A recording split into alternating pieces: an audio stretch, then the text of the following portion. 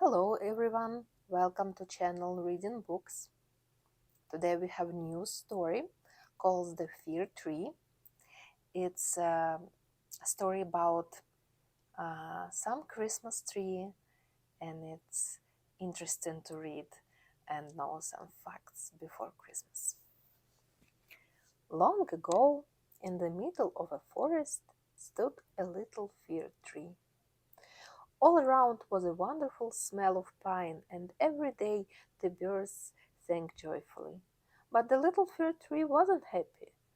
"I wish I was big and tall like you," he complained to all the other fir trees growing high above him. "I wish I could nearly touch the sky and look out over the whole forest." "You will be as grand as us one day," one of the other trees chuckled. "Just be patient and enjoy being young while it lasts," said another. "It's the best time of your life." "How can it be?" the little fir tree said to himself miserably. "I'm always in the shadows cast by the bigger trees." Even worse for the little fir tree was the way an annoying hare kept using him for jumping practice. "I can leap right over you," the hare gloated, and he bounded up to the little fir tree and then jumped easily clear of him. It made the little fir tree so cross. The little fir tree even invited the big trees that were chopped down by the woodcutters. The birds told him that the trees were carried of horse-drawn carriage and taken to do very important and exciting jobs. Some would become the mast of huge ships and sail around the world. 2 years went by, and the little fir tree slowly grew a bit taller. The hare could no longer jump over him now, but still the little fir tree wasn't happy. "I wish I could be older and taller like other trees," he moaned impatiently. "Will the woodcutter even notice me and cut me down?" Look at this beautiful forest. Fir trees, birds singing, people walking around. Next winter, just before Christmas, one of the woodcutters did notice the little fir tree. What a fine specimen," the woodcutter said as he walked around the fir tree. "Yes, you will be just perfect." It hurt a little when the woodcutter swung his axe at him, but the little fir tree didn't mind at all. At last he was going to be important. He wondered whether he was going to be made into a ship and travel the world.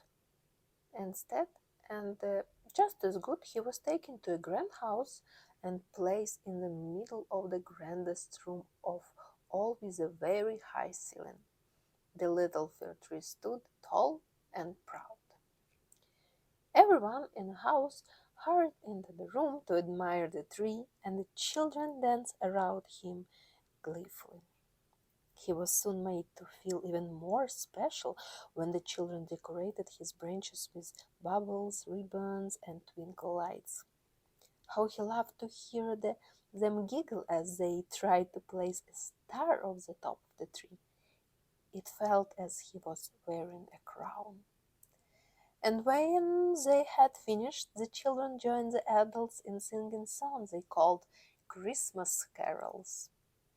At the end of the evening, before turning off the lights, the mother took one last look at the little fir tree. "Beautiful," she said. "Surely the finest Christmas tree ever." The little fir tree had never felt so proud. Look at this Christmas decoration. I'm wondering just, guys, are you preparing your Christmas tree with all decorations yet? Let's do it. Christmas soon. Early the next morning, the children rushed in to see him.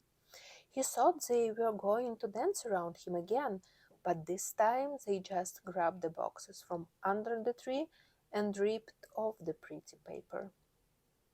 The very next day, the little fir tree was shocked to hear the servant say, "Time to take this old tree down." After all the decoration had been removed, the little fir tree was carried up into the cold, dark loft. All he had for company were a few mice sheltering from the snow outside. To pass the time, the little fir tree would tell the mice stories about his forest days, the warm shafts of sunlight, the wonderful tickling breezes, and the chattering birds. He even smiled when telling them about the annoying hare always jumping over him. It was actually a lot of fun, he admitted. The one day, as spring arrived, the little fir tree was taken out into the yard. His heart leaped because he thought they were going to replant him, but then he noticed that his branches were now brown and brittle, nothing like the lush green they used to be. "This tree is quite dead, only good for firewood," said the gardener, dragging him toward a crackling bonfire at the far end of the yard. "If only I hadn't always longed to be old," sighed the little fir tree. He remembered those warm summer days in the forest when the birds sang so sweetly, and he thought about Christmas too. And the brave little fir tree wished he had enjoyed himself while he could. The end.